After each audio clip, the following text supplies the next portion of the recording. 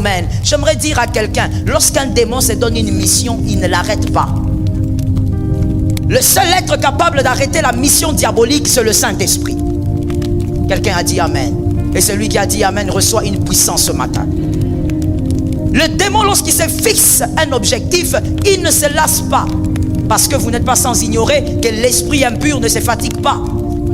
L'esprit impur n'a pas sommeil. L'esprit impur ne sent pas la faim. Donc, lorsqu'il se focalise sur un travail de destruction, il y va jusqu'au bout.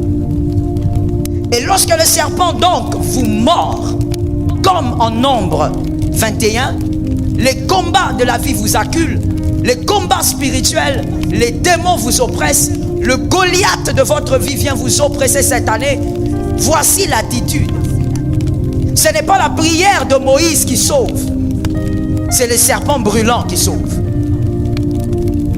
Ce n'est pas la prière de Moïse qui délivre, même si la révélation est venue par la prière de Moïse.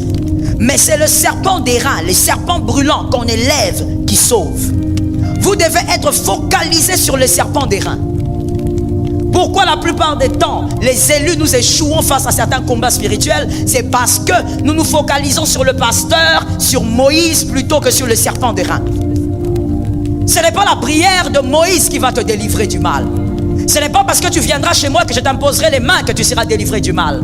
Ce qui va te délivrer du mal, c'est la focalisation sur le serpent d'airain. Il y a des élus dans cette salle.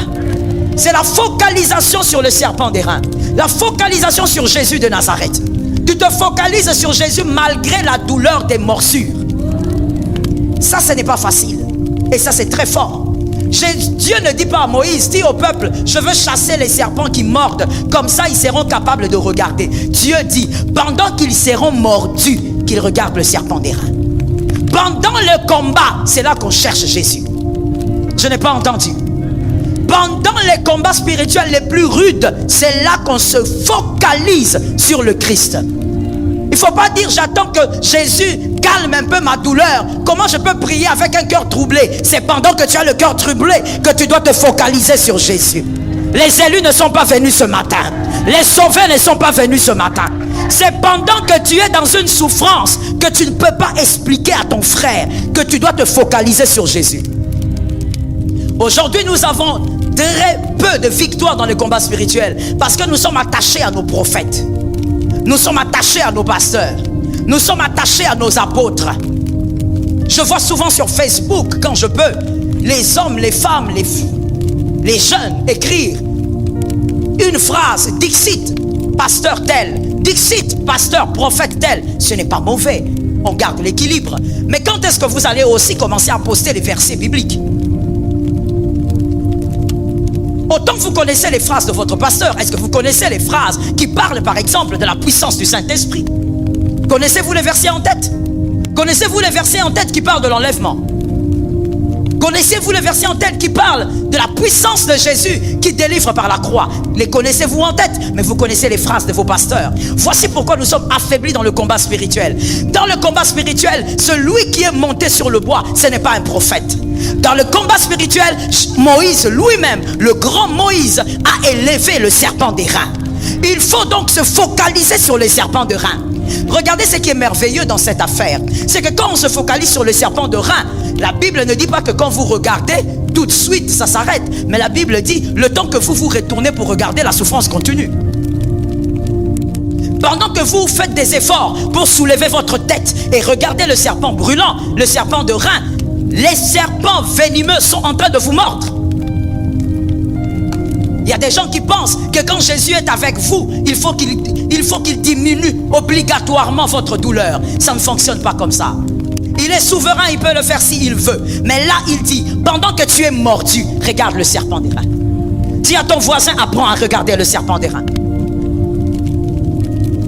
Il s'agit de l'homme de Galilée. Il ne s'agit pas des envoyés que l'homme de Galilée appelle. Il s'agit de celui qui vous a sauvé. Il ne s'agit pas des hommes qui prêchent le salut. Il s'agit de celui-même qui vous a sauvé. Focalisez-vous sur lui d'abord. Écoutez, si vous priez beaucoup sans la focalisation sur Jésus-Christ, vous ne faites rien. Vous êtes un perroquet. Et d'ailleurs, vous dérangez même les esprits. Que ce soit les anges ou les démons, vous les dérangez. Vous êtes du bruit. Vous êtes une cymbale qui retentit. Vous dérangez. Lorsque vous jeûnez tous les jours, à sec, pendant des jours et des jours, et que vous ne vous focalisez pas sur le serpent de rein, c'est-à-dire la confiance aveugle en Jésus. Je répète, la confiance aveugle en Jésus, vous n'avez rien fait. C'est comme ça qu'aujourd'hui, plusieurs prophètes vous trimballent dans les jeûnes, vous introduisent dans 5 jours, 10 jours à sec. Mais au fait, avant de te demander de jeûner, il faut d'abord vérifier. As-tu confiance de manière aveugle en Jésus? Je n'ai pas entendu. Jésus est le seul être en qui tu dois avoir une confiance aveugle. Je reprends. Jésus est le seul être en qui tu dois avoir une confiance aveugle. Avoir une confiance aveugle vers Christ. Croire en Christ. Tout ce qu'il dit, tu y crois. Tu crois qu'il est là, même si tu ne sens rien. Que Dieu bénisse une âme. Ne confondez pas l'œuvre du salut avec l'œuvre du Saint-Esprit en vous. C'est deux choses à dissocier. Qu'aujourd'hui, nous les chrétiens, nous mélangeons l'œuvre du salut et l'œuvre du Saint-Esprit en vous. Pendant le combat, je n'ai pas besoin d'avoir des chairs de poule pour savoir que Jésus m'a déjà délivré. Ça, c'est l'œuvre du salut. Le tout est accompli a déjà été dit. Et le tout est accompli, c'est ça l'œuvre du salut. Moi, quand je n'entends pas les amens, je comprends que tu ne connais pas la croix. L'œuvre du salut, c'est le tout est accompli.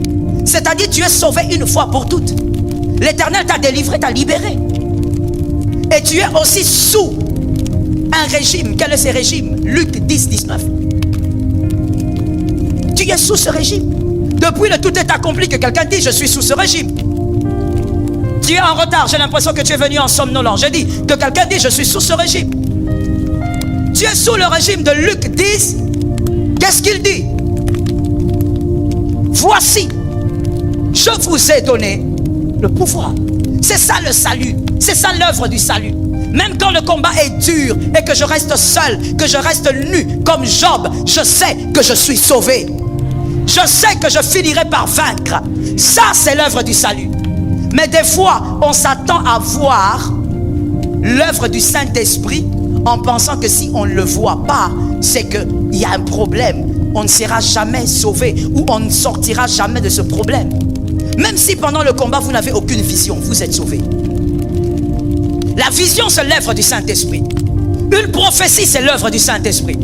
Voir un rêve que vous êtes sauvé d'un problème, c'est l'œuvre du Saint-Esprit. Et même si vous ne voyez pas toutes ces choses pendant le combat, il y a l'œuvre du salut que vous ne pouvez pas nier. L'œuvre du salut, c'est le tout est accompli. Même sans aucun rêve, rappelle-toi que comme tu es sauvé, tu finiras par vaincre la bataille. Je parlais à un élu. Tu finiras par vaincre la bataille. Non, comment est-ce que je vis des moments difficiles? Il n'y a aucun prophète qui me localise. Tu n'en as pas besoin. Si Jésus veut t'accorder une prophétie, gloire à Dieu. Mais si ça ne vient pas, l'œuvre du salut est déjà consommée. Pourquoi nous souffrons en tant qu'enfants de Dieu? Nous confondons les deux dans le combat. Nous confondons l'œuvre du salut et l'œuvre du Saint-Esprit. Non, je prie, j'étais en retraite pendant 7 jours à sec à cause de mon problème. Mais je n'ai même pas vu un rêve. Je n'ai même rien n'a changé. Ça, c'est l'œuvre du Saint-Esprit. Et le Saint-Esprit peut aussi se taire. Mais même si tu n'as rien vu pendant 7 jours à sec, rappelle-toi qu'il est écrit. Tout. Tu finiras par vaincre. La focalisation sur le serpent des reins. C'est lui votre gloire, c'est lui votre victoire. Une confiance aveugle envers le Seigneur. Aujourd'hui, moi je ne pense même pas que c'est à cause de la science, mais je pense que c'est simplement à cause de la prophétie donnée, libérée par l'apôtre Paul au temps de la fin. Ce sont des temps difficiles. Les hommes seront fanfarons, orgueilleux, amis de l'argent. Les hommes auront la démangeaison d'écouter ce qu'ils aiment. Aujourd'hui, pour que tu comprennes ou pour que tu saches que Jésus-Christ est avec toi, malgré les combats, tu veux qu'on t'explique tout. Écoute, le monde de la foi, le monde des dieux n'est pas 1 + 1 = 2. Il y a un retard. Que quelqu'un dise amen. Le monde spirituel n'est pas 4 + 4 = 8. C'est ce que toi tu attends qu'on t'explique. C'est ça le monde d'aujourd'hui. C'est normal que tu réfléchisses comme ça. Tu es malheureusement ou heureusement, seul Dieu le sait. Tu es né à une époque où tu veux tout comprendre. Tout doit s'expliquer. Tout doit être clair. Tout doit être rationnel. Non, vous voulez que je jeûne? Expliquez-moi pourquoi. Vous voulez que je fasse? Expliquez-moi pourquoi. Vous voulez que je donne ma dîme? Expliquez-moi pourquoi. Le monde de Dieu n'a rien à voir avec ça. Le monde de Dieu est un monde d'obéissance. Voilà pourquoi Isaac est l'image de Jésus. Si Isaac n'était pas monté, il ne serait pas l'image de Jésus. Isaac est monté sans comprendre alors qu'il savait qu'il allait être tué. C'est ça même le résumé de la vie chrétienne. Ce n'est pas une vie de compréhension, c'est une vie d'obéissance. C'est comme ça que dans le monde de Dieu, je vous laisse le temps d'aller fouiner, chercher. Lisez les hommes qui ont été capables de réussir avec le Seigneur dans tous les domaines. Vous verrez que tous ces hommes ont quelque chose en commun. Ils ont obéi à Dieu sans comprendre. Celui qui veut obéir par la compréhension est déjà limité. Et il y a des choses que tu ne verras jamais avec Dieu. Dieu est celui qui te dit monte sur l'arbre. Tu montes et il te dit jette-toi. Dieu est celui qui te dit mets un pas alors qu'il y a le trou. Joseph a été jeté dans le trou de sa douleur, mais c'était en même temps le trou de sa gloire. Sans ce trou-là, il n'y aurait pas les Ismaélites. Et sans les Ismaélites, il n'y a pas Potiphar. Et sans Potiphar, il n'y a pas la chaise du premier ministre. Dieu n'est pas ton père. Il est plus que ton père. Il ne réfléchit pas comme un homme. Si tu attends Dieu dans la compréhension, tu as déjà échoué. Voilà pourquoi dans l'église locale, nous avons des gens versatiles. Parce que tout le monde pense que les choses de Dieu doivent se comprendre avec la raison. Les choses du Seigneur, ça n'a rien à voir avec la raison. On obéit pour vaincre, dis cela à ton voisin. Dis à un autre, dans les choses de Dieu, on obéit pour avancer. Celui qui est incapable d'obéir n'avancera pas. Mon frère, laisse-moi te dire la vérité. Peut-être que c'est de notre faute, nous les prédicateurs, que tu as une mauvaise compréhension des choses. Laisse-moi te dire la vérité. Ce n'est pas à cause de mes prières que tu auras le succès. Tu vois pourquoi il y a 3 amens? Les autres ont été mal enseignés. Ce n'est pas à cause de mes prédications que tu auras la réussite. Tu auras d'abord les succès parce que tu es capable d'obéir de manière folle au Dieu qui t'a appelé. C'est dans l'obéissance que l'Éternel va vous aiguiser maintenant par la parole de Dieu. Mais sans l'obéissance, toute parole que tu écouteras ne fera de toi qu'un savant vide. Tu auras beaucoup de connaissances, mais tu ne vas rien y faire, rien en faire. Beaucoup de connaissances pour aucun résultat. Le monde de Dieu est un monde d'obéissance. Que l'Éternel nous aide. Une confiance aveugle envers celui qui est sur la croix. Lorsque Goliath vient vous affronter, c'est-à-dire le démon qu'on a choisi pour vous combattre cette année et les années à venir, lorsqu'il vient, il croit qu'il va vaincre. Ça, c'est important de noter. De noter dans votre carnet, mais aussi dans vos pensées. Lorsque Goliath est devant le peuple d'Israël, Goliath est sûr qu'il va vaincre. Goliath a la foi qu'il va vaincre. Aucun démon ne vous combattra en pensant qu'il va échouer. Malheureusement, nous les élus, nous vivons le combat spirituel comme si on avait affaire à des personnes qui étaient préparées à échouer. Le démon n'est pas préparé à échouer. Malgré qu'il sait que c'est un être condamné, mais le démon, quand il vous cible, il est préparé et il a la foi qu'il va vous vaincre.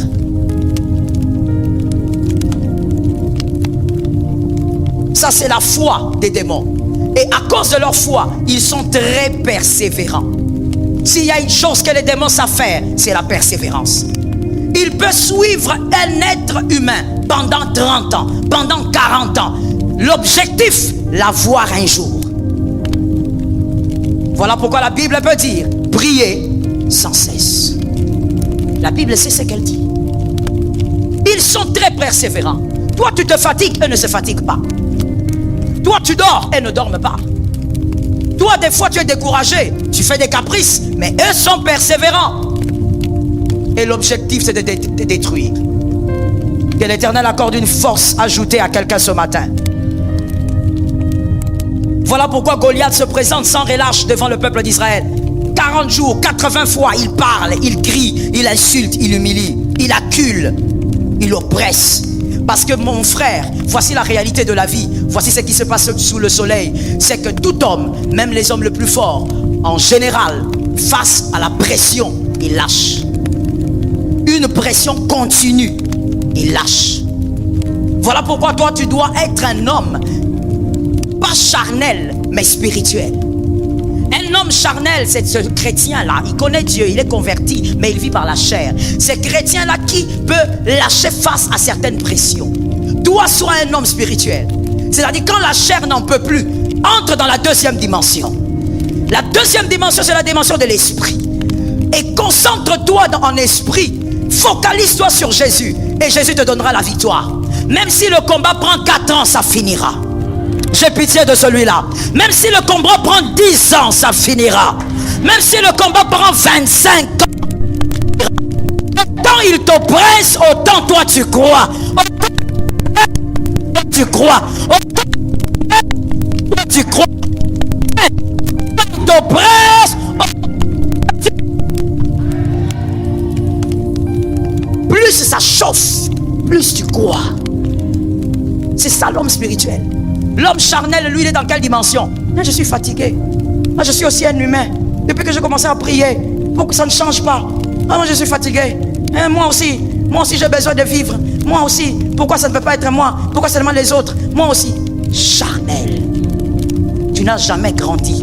Tu viens à l'église, tu écoutes la parole même dans ton téléphone, mais tu n'as pas grandi. Tu lis la Bible, mais tu n'as pas grandi. Tu es charnel. Les démons savent. Le Goliath sait que par la pression, tu vas lâcher. Donc, il faut que tu saches ça. C'est important que tu adhères à cette vérité. Que tu saches que ton adversaire qui est devant toi, il sait qu'il va t'oppresser jusqu'à ce que tu vas te décourager. C'est ça son but. Et là, nous ne sommes pas encore dans la destruction. Il n'a pas encore commencé à détruire. Il est simplement en train de t'oppresser. Tu sens les finances sèches. Toutes les portes se ferment. Ça, on appelle ça oppression. Ce n'est pas encore la destruction. Dans le combat spirituel, ça, c'est l'oppression. Tu cherches des boulots, tu cherches un travail, rien ne marche. Les gens moins qualifiés que toi sont appelés, toi on ne t'appelle pas. L'oppression. Il sait que face à l'oppression, tu lâcheras. Tu regardes tes enfants n'arrivent pas à aller à l'école normalement. Tu changes l'école des enfants parce que tu n'as plus d'argent. Tu vas vers une école moins bonne parce que tu n'as plus d'argent. Il t'oppresse. Et il sait que face à la pression, tout homme, en tout cas sans le Saint-Esprit, va lâcher. Et là, pendant cette pression, toi, au lieu de comprendre que tu as un adversaire Goliath qui n'est pas petit devant toi, toi, tu commences à diminuer même les fréquences à l'église. Parce que mentalement, déjà, tu es mal. Tu es découragé. Tu venais à l'église chaque jeudi, aux enseignements. Tu étais là dimanche à temps, mais jeudi tu zappes, tu restes d'abord à la maison. Je vais d'abord réfléchir sur ma vie. Je vais d'abord comprendre qu'est-ce qui m'arrive. On ne comprend pas ce qui vous arrive en dehors du Saint-Esprit. Le Saint-Esprit est votre révélation par excellence. Vous ne pouvez pas vous éloigner du jardin d'Éden en pensant que vous aurez la paix. Mais ça, c'est un homme charnel. L'homme charnel, quand il est oppressé, il s'éloigne des choses qui le bénissent. Dis à ton voisin, le Goliath qui arrive a une mission. Il sait que tu finiras par lâcher. Tu étais zélé dans les choses de Dieu. Tu servais le Seigneur dans le nettoyage. Tu étais la première à venir arranger l'église nettoyée. Mais tellement que tu es oppressé, tu manques même 1000 francs pour acheter du pain. Tu dis non, que je reste d'abord à la maison. Et le démon Goliath, il regarde, il dit 1-0. Il sait que face à la pression, tu vas céder. Et toi, tu penses que tu es tellement réfléchi, voilà pourquoi tu prends du recul. Écoute, il y a même des gens qui disent, laissez-moi d'abord prendre du recul, j'ai besoin de respirer. Tu n'as rien compris. Le démon t'a étouffé, tu es en train d'étouffer, tu n'es pas en train de respirer. Le fait que tu t'éloignes des choses saintes, tu es en train d'étouffer. Au fait, c'est comme un boa qui t'a déjà attrapé, qui t'a déjà ligoté. Il est en train de t'étouffer. Mais toi, tu ne réalises pas. Toi, tu crois que tu as besoin un peu de comprendre qu'est-ce qui t'arrive. Non, mon frère, tout ce qui t'arrive, c'est que Goliath a décidé de te détruire. Et toi, tu dois décider de ne pas céder à la pression. Celui qui ne cède pas à la pression, c'est celui qui se focalisera sur le serpent de rein. Ça tombe sur toi, Dieu te donne une puissance. Et ce matin, c'est une matinée de puissance. Que tu reçoives une puissance à chaque fois que tu comprends une parole. À chaque fois que le Saint-Esprit interprète ce que je dis, reçois une puissance. Et vous allez constater que lorsque vous commencez à céder, vous commencez même à douter de votre élection. Vous posez des questions sur votre élection. Est-ce que vraiment Dieu m'avait demandé de faire ça? Est-ce que vraiment Dieu veut que moi je sois ici? Est-ce que vraiment? Mon frère, quand tu arrives à ce niveau-là, commence déjà à intercéder pour entrer. Parce que tu es à un point très dangereux. Goliath t'a eu. Le démon t'a eu. Tel nous sommes assis là, je ne sais pas combien nous sommes. Mais sachez que chacun a son Goliath. Autant nous sommes, si nous sommes à 130, il y a 130 démons qui sont en face de chacun. Et le but, c'est de détruire. Mais avant de détruire, il faut oppresser. Pourquoi? Parce que le démon ne peut pas détruire celui qui est dans les jardins d'Éden. Il faut qu'il sorte. Il faut qu'il s'éloigne de Dieu. Voilà pourquoi il va d'abord commencer par l'oppression. Écoute ce que les démons savent, et ils le savent très bien. C'est que l'homme n'a pas été créé pour vivre en dehors du jardin d'Éden. L'homme a été créé pour vivre où? En Éden. Selon Genèse 2.8. Si vous lisez Genèse 2.8, vous allez comprendre ce que je dis. Genèse 2.8. L'homme a été créé pour vivre dans le jardin d'Éden. C'est-à-dire que toi et moi, en réalité, nous n'avons pas été créés pour vivre dans la médiocrité ou dans une situation inconfortable. Nous avons été créés pour vivre dans le jardin des délices. C'est le péché qui nous a sortis du jardin des délices. Conséquence, voilà pourquoi l'homme ne supporte pas la souffrance. Parce que nous n'avons pas été créés pour vivre dans ça.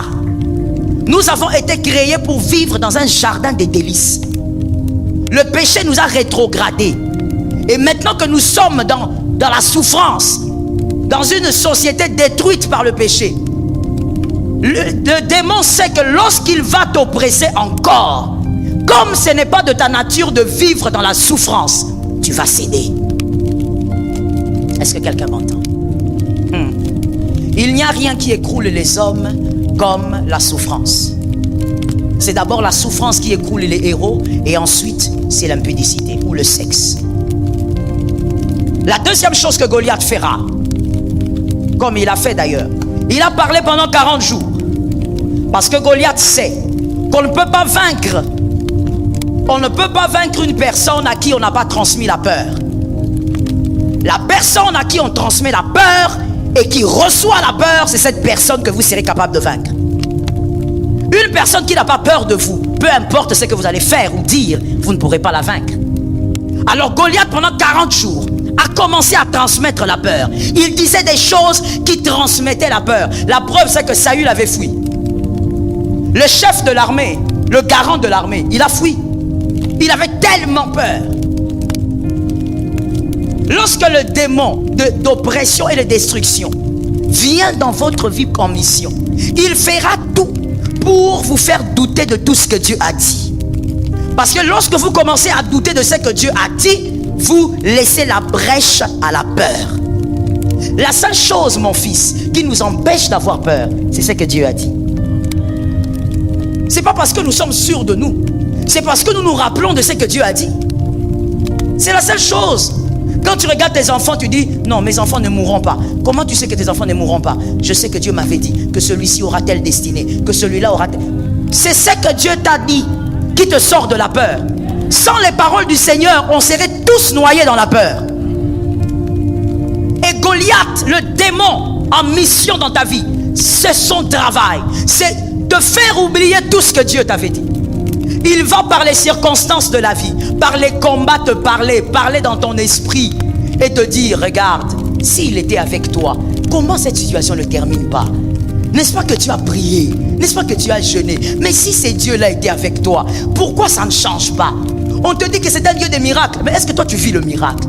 Regarde comment ta vie est. Comment tu peux croire à un Dieu qui ne te sauve pas? Il va te communiquer la peur pour détruire ta foi. Goliath va vouloir te communiquer sa foi pour détruire la tienne. Pendant 40 jours, Goliath parlait et il y avait une terreur.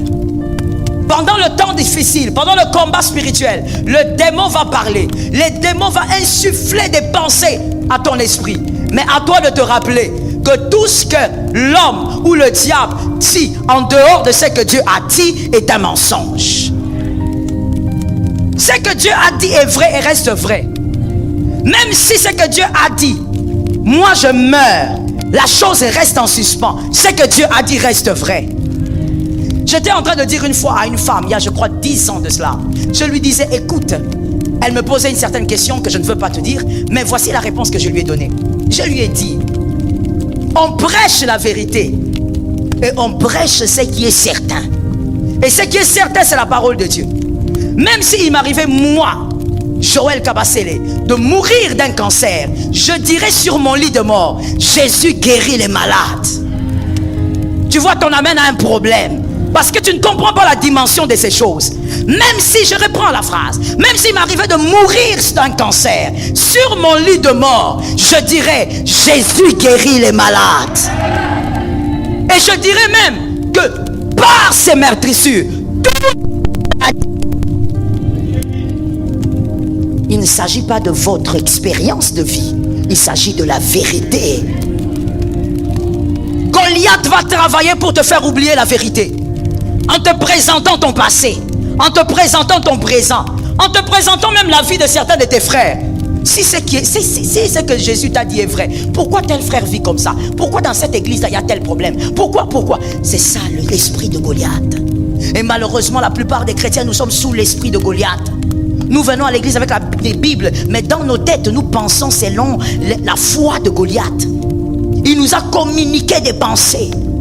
Nous commençons à douter. Même quand on dit lève tes mains, Jésus va te guérir. Tu lèves ça et tu sais bien, parle et termine. Ça fait 6 ans que moi je suis malade. Vous avez prié, je ne guéris toujours pas. Tu es sous l'autorité de la foi de Goliath. Goliath t'a déjà sorti de la véritable foi. Rentre dans la foi en Christ. Je disais rentre dans la foi en Christ. C'est la vérité qui triomphe toujours. Et la vérité ne peut pas changer. La vérité ne dépend pas des expériences vécues d'une personne ou d'une autre. La vérité. Je suis d'accord avec toi. Et donc refuse d'écouter ce que les démons te disent pendant ce temps-là. Oh yes. Vous savez, moi quand j'ai très mal, moi quand j'ai une douleur qui me pèse, la première chose que je fais, c'est de refuser de ne rien faire. Même si je suis seul, la première chose que je fais, c'est trouver un moyen pour écouter une parole. Ne fais jamais comme Ève. Quand tu es dans les difficultés, ne t'isole pas en faisant rien. Le serpent va parler. C'est le temps qu'il aime, c'est le temps idéal qu'il aime pour venir te parler.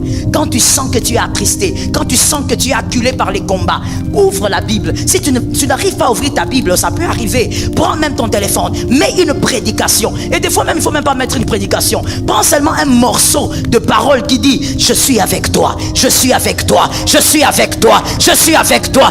Écoute, ressasse la parole, emmagasine la parole. Répète seulement cette parole dans ton esprit. Un morceau seulement, un bout. Oh my God. La femme a dit, Seigneur, je sais que je ne suis pas un enfant, mais les chiens mangent même les miettes. Juste un morceau. Oh, je ne dis pas tout un pain. Je ne parle pas d'un pain entier. Je parle d'un morceau. Non, je ne parle plus de morceaux. Je parle des miettes des pains. Les miettes, les miettes, les miettes. Même les miettes des pains peuvent redorer ta foi. Même les miettes des pains peuvent te redonner l'assurance. I'm talking to somebody. Même les miettes des pains. Tu as juste besoin des miettes. Juste une parole qui dit, je serai avec toi. Ça suffit. Ta foi va s'élever. Tu vas te rappeler que oh, la douleur ne veut pas dire la fin. Que quelqu'un dise à un voisin connecté, la douleur ne veut pas dire la fin. Même si tu as mal, ça finira par passer. Même si tu pleures tous les jours, ça finira par s'arrêter. Regarde-moi, les larmes coulent des yeux, mais Jésus n'a pas coupé les mains. Ah, je dis quelque chose. Ah, je parle aux aigles. Je dis les larmes coulent des yeux, mais Jésus ne t'a pas coupé la main. Pourquoi il ne t'a pas coupé la main? Tu vas essuyer les larmes un jour avec ta main. Tu diras, l'Éternel m'a vu, l'Éternel a pensé à moi. Le combat n'est qu'un moment de difficulté, mais ça finira par passer. Ça finira par passer. Ne laisse pas que le démon te dise des choses dans les pensées. Des fois même tu viens à l'église, mais il y a des pensées noires qui trottent dans ta tête. Tu te dis, ça sert à quoi tout ça? Depuis que je suis dans ces choses, j'ai eu quoi? Finalement, qu'est-ce que ça sert à quoi? Je vois mes amis les païens là-bas, ils évoluent. La Bible dit, n'enviez pas le pain des païens. Même si celui qui est en train d'avoir une vie tellement excellente est très médiocre par rapport à toi, n'envie jamais la vie du païen. Parce que ce que tu ne sais pas, c'est que le païen n'a aucune vie. Après sa mort, c'est le chaos et c'est l'enfer. Mais toi, malgré la douleur, il y a une vie, il y a une Zoé, Rakoyabosai, il y a une vie qui marche avec toi, malgré la douleur. Cherche seulement une parole, juste un bout de parole. Non, je dis juste les miettes, comme cette femme syrophénicienne. Elle avait compris que les miettes suffisaient pour renforcer la foi. Cherche seulement où il est écrit, je suis ton berger. Ça te suffit. Il y a une phrase qui m'a beaucoup réconforté à un certain moment. C'est juste, comme on dit les miettes, un bout de phrase où Jésus dit, je suis le grand berger. On ajoute le grand parce qu'il y a des petits. Et quand je me souviens de cette parole, je dis, oui, quelque part je suis une brebis et j'ai un grand berger qui est avec moi. Tu n'as pas besoin de beaucoup. Cherche les miettes. Une petite phrase dans la parole de Dieu. Asseyez-vous sous l'onction. Ne laisse pas le diable, le Goliath, le démon détruire tes pensées. Oh Lord have mercy. Lorsque Goliath vient vers vous, il commence par vous faire oublier qui vous êtes. C'est comme ça qu'il a insulté tellement le peuple d'Israël. Il a insulté. Il disait des choses horribles. La Bible dit des abominations. Il insultait le Dieu d'Israël. Quand Goliath vient dans votre vie, quand les démons viennent vous oppresser, ils vous oppressent tellement avec aussi un autre but, vous faire oublier qui vous êtes. Celui qui veut vous détruire avec facilité doit vous faire oublier de quoi vous êtes capable. Et si vous oubliez de quoi vous êtes capable, c'est que vous avez oublié qui vous êtes. Faites attention avec ça. Malgré les douleurs. Je veux expliquer ça. Mon fils vient, Lionel vient. Regarde ici, je vais t'expliquer. Viens là. Malgré la souffrance, malgré les moments difficiles, n'oubliez jamais qui vous êtes. Parce que la puissance d'être enfant de Dieu ne réside pas seulement dans le fait que vous l'êtes, mais réside bien plus dans le fait que vous connaissez les implications. Connaître les implications d'être enfant de Dieu, ça donne même le sens à votre chrétienté. Je le dis autrement pour un homme intelligent. Lorsque l'on est enfant de Dieu, c'est merveilleux. Mais lorsqu'on sait ce que c'est qu'être enfant de Dieu, on devient puissant. Je le répète. Lorsqu'on est enfant de Dieu, c'est merveilleux. Vous avez le ciel et beaucoup d'autres avantages. Mais lorsque vous savez ce que c'est qu'être un élu, vous devenez puissant. La puissance arrive parce qu'on sait qui on est. Que quelqu'un lève sa main droite et dise, je sais qui je suis. La puissance arrive lorsqu'on réalise qui on est. Mais les démons par la souffrance vous dira ou vous fera croire que vous n'êtes rien. Vous n'êtes rien. Vous manquez des choses que les autres qui ne prient pas comme vous manquent. Oh, j'ai entendu des enfants de Dieu dire ça. Maman, moi je ne prie, lui ne prie même pas comme moi, mais regarde ma vie, tu es charnel. Le démon t'a déjà eu, Goliath t'a déjà eu depuis. Le problème c'est que tu n'as pas été enseigné que dans chaque vie il y a des Goliaths. Goliath t'a oppressé. Écoutez, Monsieur Léonel, il est d'état sombre, d'accord? Oui?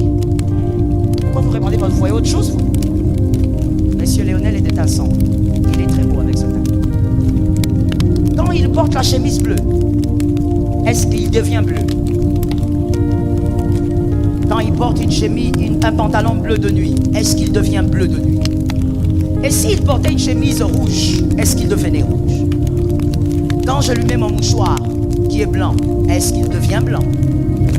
C'est vous ça. C'est ça l'identité.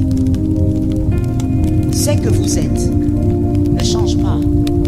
La chemise, ce sont les difficultés, mais ça ne vous change pas.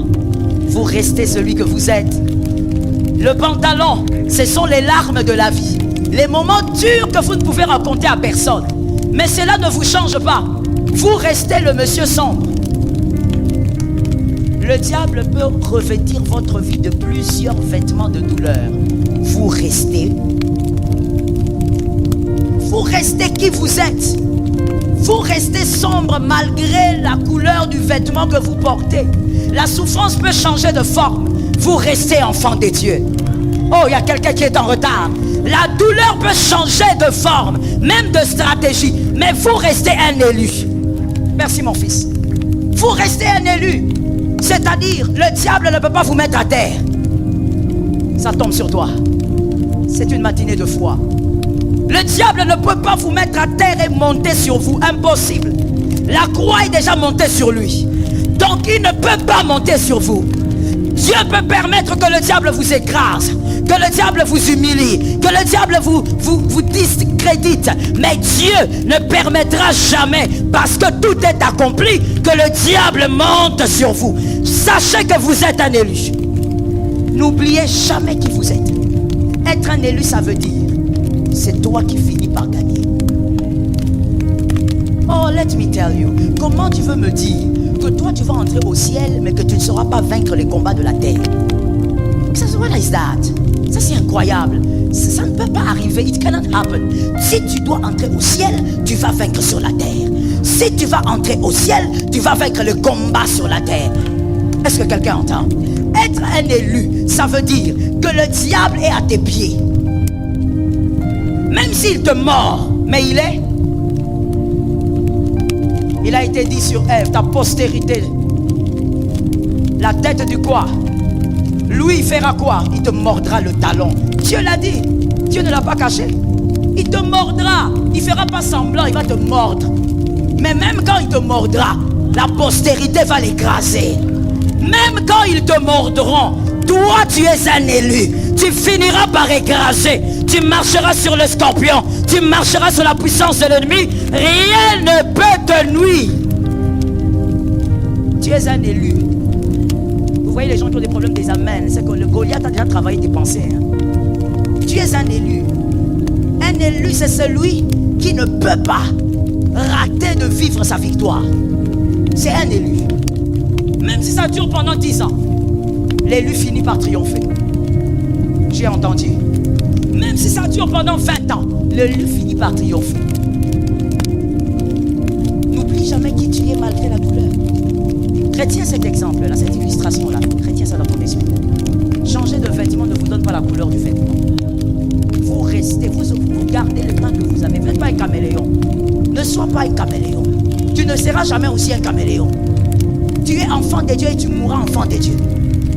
La douleur ne change rien. Oh Lord, let me say. Manger du bon pain bien garni. Tu es enfant de Dieu. Manger du pain sec. Tu es enfant de Dieu. J'aime ça, il faut parler. Tu bois de l'eau sucrée sans rien. Tu es enfant de Dieu. Tu prends un lait comme tu aimes. Tu es enfant de Dieu. Ça ne change rien. Donne-moi un nom. Donne-moi ton nom.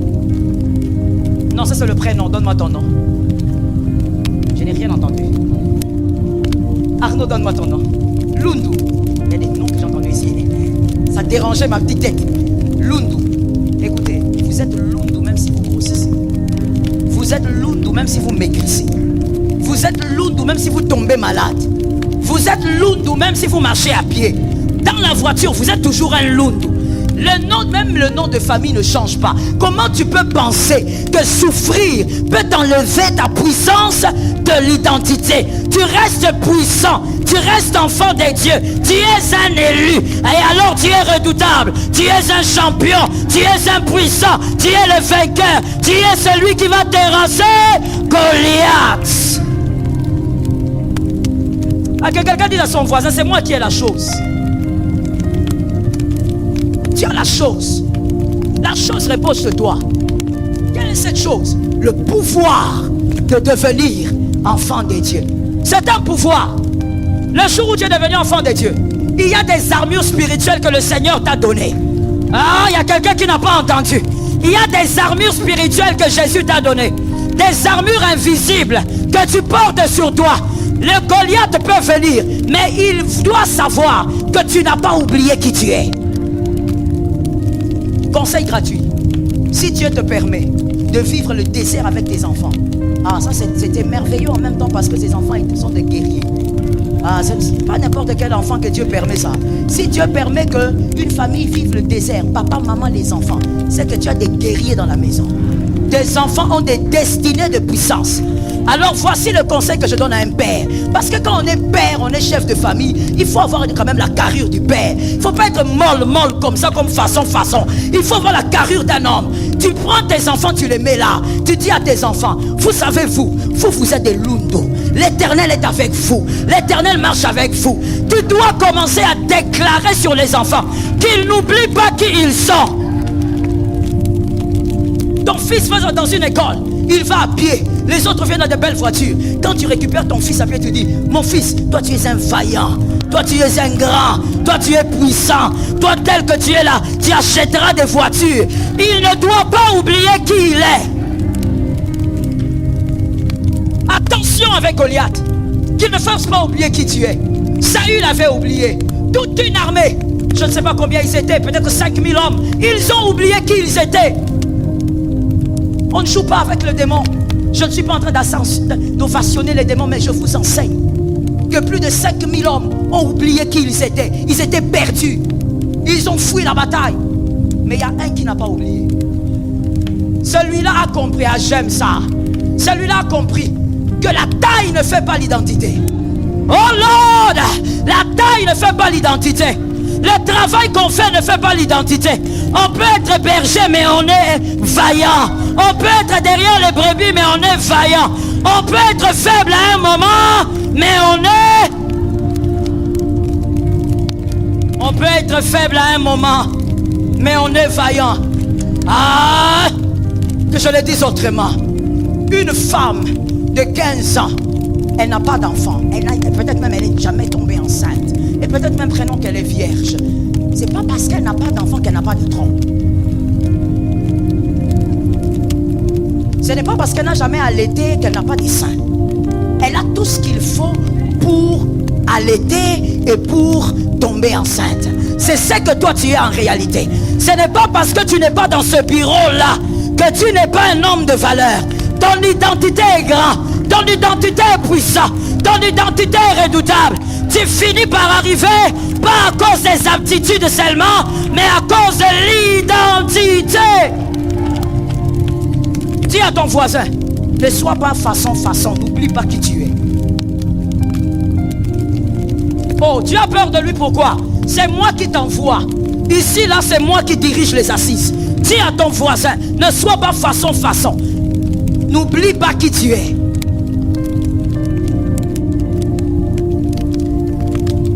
Tu es enfant de Dieu. Est-ce que je peux parler à un frère? Est-ce que je peux parler à un frère? Surtout quand on est en Afrique. Est-ce qu'on peut se réconforter? Je dis, est-ce qu'on peut se réconforter?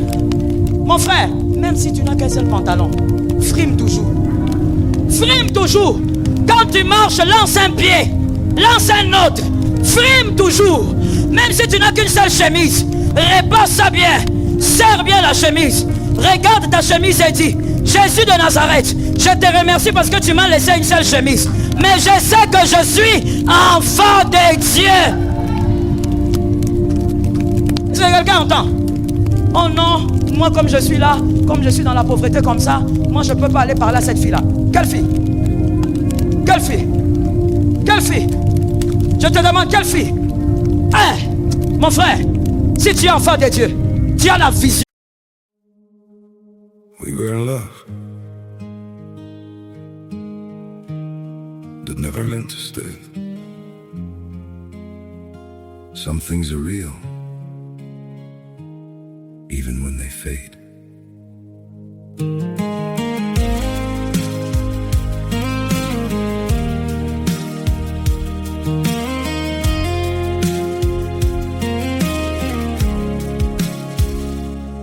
I used to think if we kept holding on, we could bend the truth somehow.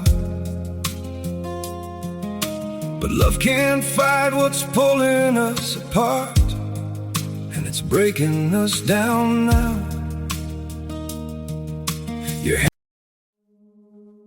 We were in love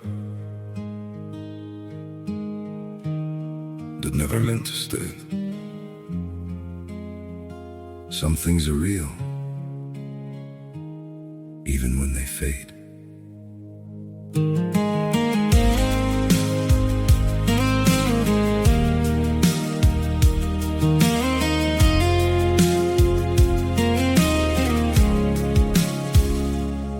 I used to think if we kept holding on, we could bend the truth somehow.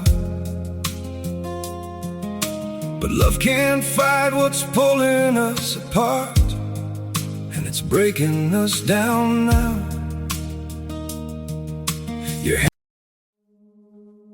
We were in love that never meant to stay. Some things are real, even when they fade.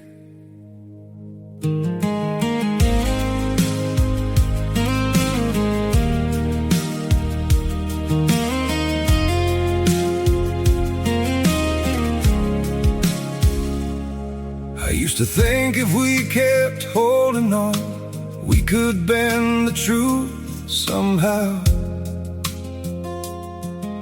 But love can't fight what's pulling us apart, and it's breaking us down now.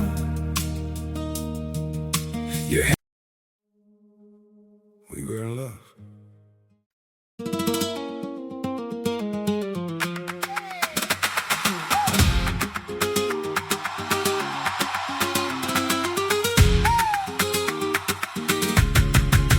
You came in hot like summer on the tiles, red dress swaying under broken balcony lights. Your heels hit hard on my tired heart. I should've known you were fire from the start. And I tried to look away, but you pulled me back. One sweet glance and the whole room cracked. Calle de fuego, you burn me slow. Calle de fuego, I never let go. Ay, ay, ay, you take my name. Calle de fuego, I like the flame.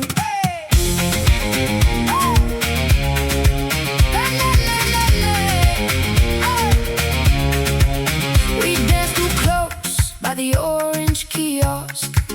Your laugh cut through like a blade through cloth. I held your waist, you held the night. Every kiss was a sparking white. And I tried to look away, but you pulled me back. One sweet glance and the whole room cracked. Calle de fuego, you burn me slow. Calle de fuego, I never let go. Ay, ay, ay, you take my name. Calle de fuego, I like the flame.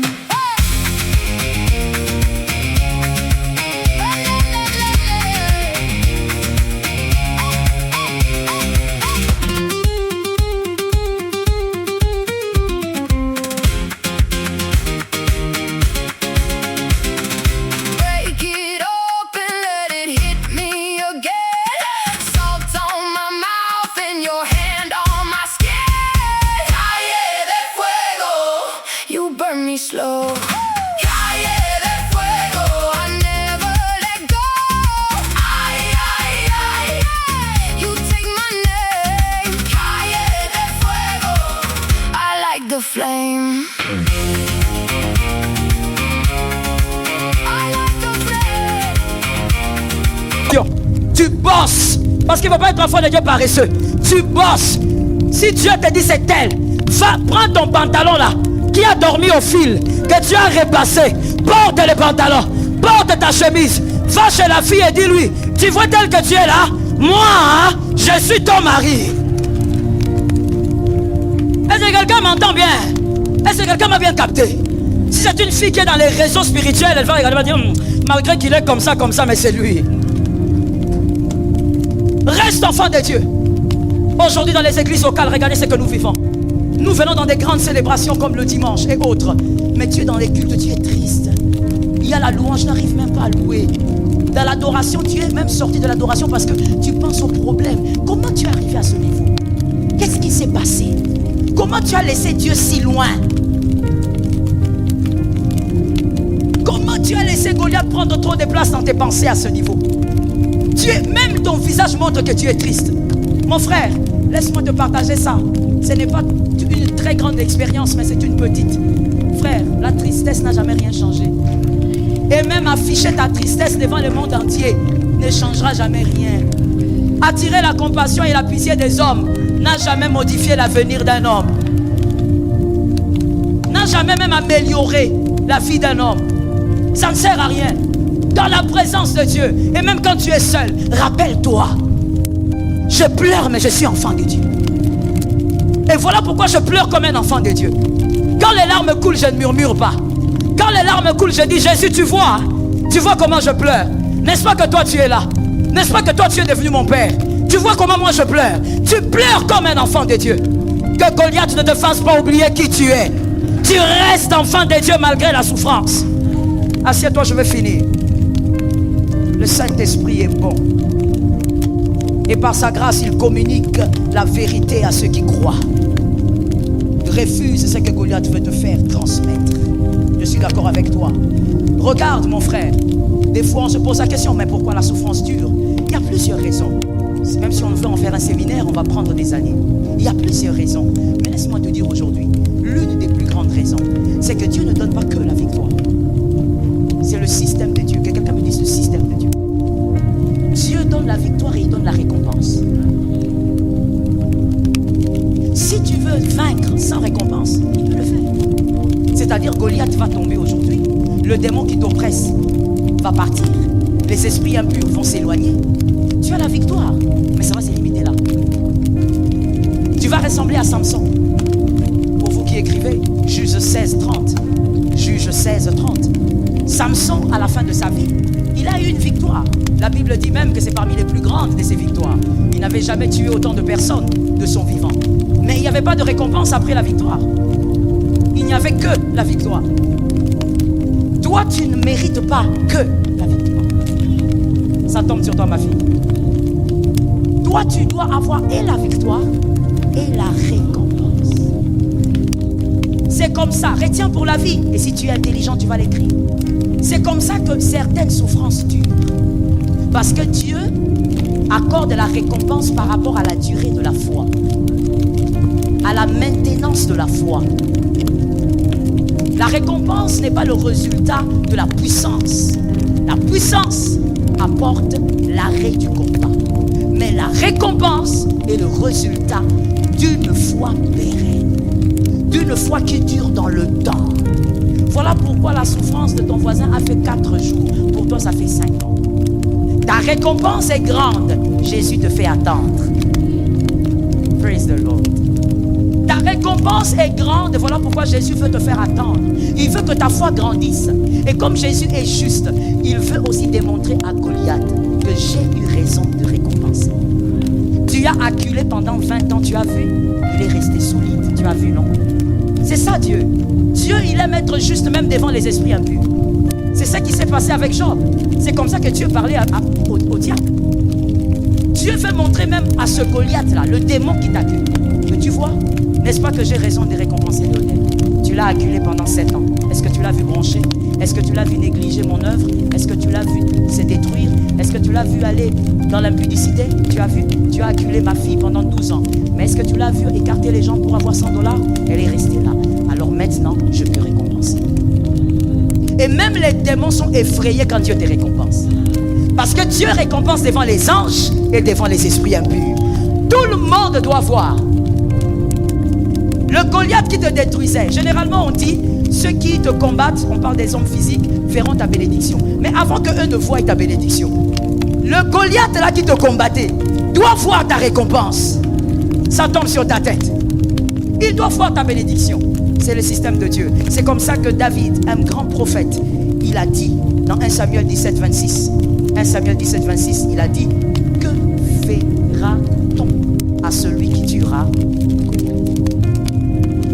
Je suis David, j'aime mon peuple, je veux tuer Goliath parce qu'il humilie le Dieu d'Israël. Mais il y a une virgule. Il y a un grand prophète, très, je ne sais pas comment appeler cet homme, un très grand prophète. Il dit: je vais tuer Goliath parce que moi je sais que c'est un circoncis. Moi je connais mon identité, mais je ne mets pas un point, je mets une virgule. Je tue Goliath pour le peuple et moi maintenant je gagne quoi? C'est ça le système de Dieu. Dans le combat que tu vis, il n'y a pas que la victoire à célébrer, monsieur. Il y a la récompense à attendre. Voilà pourquoi tu dois garder la foi. Voilà pourquoi tu dois être comme Habakkuk. Reste à ton poste. Quand Jésus va te chercher, qu'il te trouve là, tu vas dire: Jésus, tu as vu, il pleuvait, j'étais là. Tu as vu, les pierres sont tombées sur moi, je suis resté là. Jésus, tu as remarqué la récompense. Oh, we praise Jesus. C'est comme ça que dans Job 42, 14, Job 42, 14, Dieu a éprouvé Job en livrant Job entre les mains du diable. Et finalement, Job a tenu. La souffrance a duré pendant des années. Job a tenu. Vous savez, on lit les feuilles, on passe les pages, mais la souffrance de Job a pris des années. Des années d'humiliation. Un homme, vous savez, quand vous êtes dans la médiocrité et que vous souffrez de certaines choses, des fois on ne vous remarque même pas. Mais quand vous êtes un homme élevé, un homme grand, et que Dieu vous rabaisse au niveau de dormir dans les poubelles, cette humiliation devient terrible. Et ça fait des années. Non seulement l'humiliation, mais Job est meurtri dans son âme. La femme est partie. Les enfants sont morts. Quelle calamité autour de cet homme. Mais Job a tenu. Ses amis sont venus. Le serpent, Goliath est passé par plusieurs fois, par les amis. Venir dire des choses pour vous faire douter Job. Mais à un moment donné, Job aussi, à un moment donné, dit: Seigneur, je ne comprends plus rien. Et puis comme Dieu l'aimait, Dieu a commencé à lui poser les vraies questions. Job, comment j'ai créé la terre? Dieu était où? Job, comment j'ai placé les étoiles là, les astres? Est-ce que tu connais l'intelligence des astres, Job? Dieu était où? En d'autres termes, laisse-moi parler comme Dieu ce matin. Alors que tu te poses la question: Dieu m'a abandonné, tu chantes partout. Je ne comprends plus les choses de Dieu, je suis fatigué. J'ai servi le Seigneur pendant beaucoup d'années, je ne vois rien. Frère, tu as quel âge? Non, des fois il y a des choses qui me choquent. Moi je me dis, quand on est un tout petit peu équilibré, il y a des choses qu'on ne dit pas. On a même peur de dire. J'ai servi Dieu toute ma vie. Dieu ne m'a pas récompensé. Je ne comprends pas. Tu as quel âge, monsieur? Tu as quel âge, madame? Tu n'as qu'à peine 40 ans, tu dis que tu as servi Dieu toute ta vie. À peine tu as tes 60 ans, tu dis que tu as servi Dieu toute ta vie. Une autre question que je pourrais te poser comme Dieu. Tu es en train de te plaindre de Dieu? Sais-tu ce qui se passe dans ton estomac? En ce moment même, sais-tu ce qui se passe dans tes poumons? En ce moment même. Sais-tu si tu souffriras d'une prostate dans quelques années? Comment tu peux questionner Dieu comme ça? Comment tu peux poser Dieu des questions qui sont, comme on dit, non-sens? Comment? Sais-tu ce qui se passe autour de toi quand tu dors? Sais-tu que tu as dormi comme un mort? Sais-tu ce qui s'est passé autour de toi? Sais-tu combien d'esprits sont venus te détruire? Comment tu poses les questions? Où est Dieu? Où est Dieu? Mais comment je te vois, je vois Dieu. Merci ma fille. Tu es consciente de ta vie. Je te vois, je vois Dieu. Dieu est vivant jusqu'aujourd'hui. C'est qu'il y a un Dieu. Même si moi je le prie, même si moi je prie, je ne vois pas des ossements. Mais si je te regarde seulement, je veux me rappeler qu'il y a un Dieu. Tu ne devrais pas être vivant tel que tu es là. Tu ne devrais pas. Tu te promènes avec un cercueil spirituel qu'on a déjà mis dedans. Mais tu es là. Tu n'as même pas de fièvre. Tu dis, qu'est-ce que Dieu a fait pour moi? Moi, j'ai servi Dieu, qu'est-ce que j'ai eu? Hey! Que Dieu pardonne ton abomination. Que Dieu pardonne ton abomination. Je répète, que Dieu pardonne ton abomination. Toi, tu crois que Dieu, pour dire que Dieu a fait du bien, il doit me donner une maison, une voiture, une certaine quiétude. Parce que on t'a dit que le mort entre dans la voiture. Non, on va te faire entrer. D'ailleurs, je me suis rappelé que le mort aussi entre. Mais le mort, même si c'était sa voiture, même si c'était une quoi? Une quoi? Même une Mercedes, ou peu importe le genre de voiture, même une Rolls, le mort va monter dans le coffre. Même si c'est lui qui avait sorti des millions pour acheter, il sera dans le coffre et nulle part ailleurs. Il ne se plaindra pas. Et toi, tu te plains de Dieu. Depuis que moi je prie, moi je ne comprends pas pourquoi ça se passe comme ça. Mon frère, nous sommes humains. À des moments, tu as raison de te poser des questions. Mais à chaque fois que tu te poses des questions, il y a une petite virgule. Il dit, parle comme jeune. De toutes les manières, je sais une chose. Mon Rédempteur est vivant. Et il se lèvera certainement. C'est tout. Tu sais qu'il est vivant. Dieu attend une récompense. Regarde comment il a récompensé Job. Dans Job 42, 41, la Bible dit, il donne à Job des jolies filles. La Bible précise. Parce que la Bible, quand elle veut parler de quelque chose, elle veut préciser, elle précise. Et c'était des belles dames. La première s'appelait Jemima. La deuxième, Kétia. La troisième, Keren Abouk. C'est Keren Abouk. C'est le nom là que j'aime, la signification. Dieu récompense Job. En dehors des richesses, Dieu donne à Job ces trois filles qui ont un langage hautement prophétique.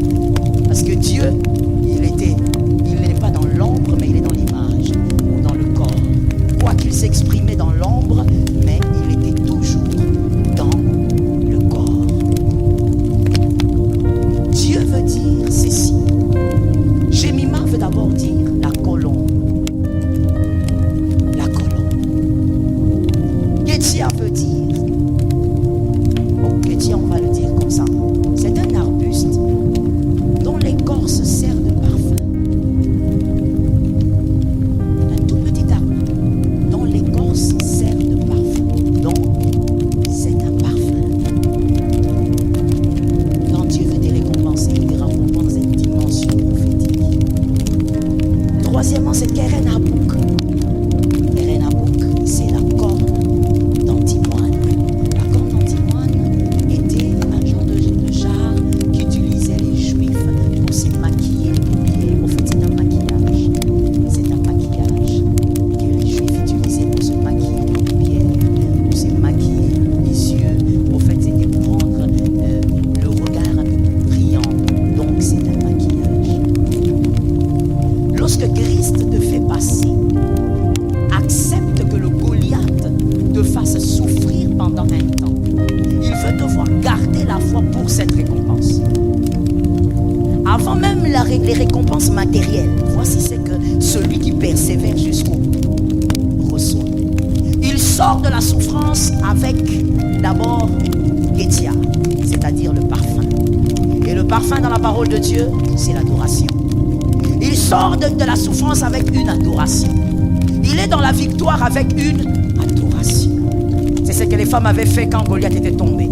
Il sort avec une adoration. Mais cette adoration n'est pas conduite par la chair, mais par la colombe. Et la colombe, c'est l'image du Saint-Esprit. L'adoration est conduite par la colombe. Ce n'est pas une adoration de Okei, Batiki, Natekali. Non. N'importe l'adoration. Dans nos adorations, maintenant, il y a des poteaux. Il y a des paris. Non, ça, c'est pas l'adoration. Ça, c'est l'adoration charnelle. Des hommes charnels. Des hommes pas délivrés de la convoitise. Mais quand tu es récompensé comme Job, tu sors de la souffrance avec la tête de Goliath, dans la victoire, avec une adoration, poussée par le Saint-Esprit. Le Saint-Esprit met sur tes lèvres une adoration. Les gens te voient danser, disent, mais tu danses quoi? Il n'y a pas de musique, toi tu danses. Parce que l'Éternel t'a accordé une victoire et une récompense. Et lorsque l'Éternel te permettra d'adorer par le Saint-Esprit, c'est ton avenir qui sera maquillé par les bontés de Dieu. On regardera ta vie, on dirait ça sera la grâce. On regardera ta vie, on dira ça c'est la bonté de Dieu. Ah, je parle à une âme. On regardera ta vie, on dira ça c'est la grâce de Dieu. Ça un homme ne peut pas faire. Vous savez, il y a des choses quand ça arrive, on regarde, on dit, oh, ça c'est la bonté de Dieu. Jésus a maquillé ta vie. Jésus a maquillé ton avenir. Tu as un voisin, Jésus va maquiller ma vie. Jésus avait tellement maquillé la vie de Job qui avait, autrefois il était riche, mais il est devenu encore plus riche. Personne n'était autant riche que Job. Personne n'avait des belles filles comme Job. Job avait tellement de biens. Dieu a maquillé sa vie. Pourquoi? Parce qu'il a gardé la foi devant les oppressions du démon, devant les oppressions de son Goliath. Mon frère, il faut que le Seigneur maquille ton avenir. Ça ne vient pas avec les impositions des mains. Même si je t'impose les mains 1000 fois, ça ne viendra pas. Ça vient avec une foi persévérante dans la souffrance. Que ton adoration soit poussée par le Saint-Esprit. Ça veut dire que quand tu lèves tes mains, tu n'as même pas envie de descendre. Quand tu adores, quand là-bas on coupe l'adoration, tu es même fâché. Tu dis, regarde ces gens ici. Pourquoi ils ont coupé? Parce que tellement toi tu es parti. Ce n'est plus la chair qui parle. On dit, mais papa n'anga, mais yaya n'anga, non. C'est maintenant une adoration poussée par la colombe. Tu dis des choses qui viennent du ciel. Tu dis des paroles que tu n'as jamais dites avant. Je dis à une âme, persévère, arrive vers la victoire et reçois ta récompense.